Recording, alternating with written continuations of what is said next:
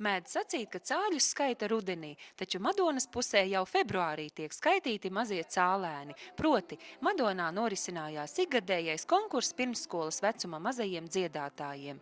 Konkursā piedalījās 12 dziedātāji, no kuriem uz Madonas rajona cāli 2009 žūrija izvirzīja 5-gadīgo Viku Voginu. Pastāsti, kādas tev mīļākās dziesmas, ko tu mājās dziedi?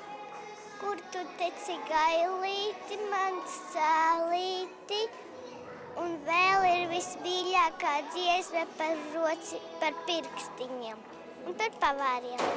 Konkursanti uzstājās atbilstoši izlozētajam kārtas skaitlim, un kopumā mazo dziedātāju snieguma līmenis bija augsts, un te nopelns ne tikai dabas dotajām spējām, bet arī muzikālo pedagogu darbam un vecāku atbalstam. Lai arī uz skatuves mazais vokālists uzstājās viens pats, zālē pulcējās daudz atbalstītāju un notiekošo skatītāju uztver kā nozīmīgu šovu, ap kuru virmo arī šova cienīgas kaislības. Būtībā bērniņus konkursam atlasa bērnu dārzos. Bērnu dārzu vadītāji konkursam varbūt iesākoties pašā sākumā. Mēs visi sanākam kopā un tādā mazā sapulcītē sakārtojam plāniņu, kā cālis notiks, cik no katra bērnu dārza atbilstoši tanī esošajam bērnu skaitam tiks bērni izvirzīti. Un, protams, var piedalīties klāt arī Madonā tie bērniņi, kuri neiet uz bērnu dārziem, kā tas bija arī šogad.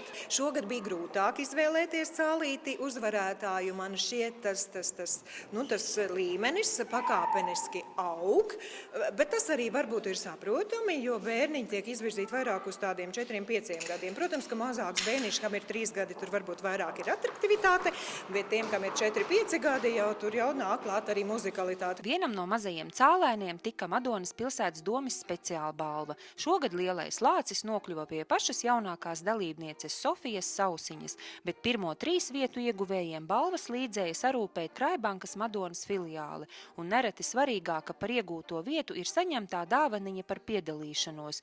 Tā mazā Ralfa prieku par iegūto 3. vietu aizēnoja bēdas par pārsprāgušo balonu. Man augšā saspāga tas balons. Bet es domāju, ka tu noteikti dabūsi citu balonu, bet tu zini, ka tu šodien ļoti labi nodziedāji. Pastāsti, ko tu dziedāji? Cip, cip, cip. Tu dziedāji 2 dziesmiņas? Jā. Kādu vēl? Es jau jūtu raibu zaķi rakstītās kamanā. Konkursa žūrijā piedalījās dziedāšanas pedagoģes, un žūrijas primārais vērtējums bija vērsts tikai un vienīgi uz katra bērna individuālo sniegumu. Madonas rajona konkurss notiks 8. martā Ošupes pagasta kultūras namā.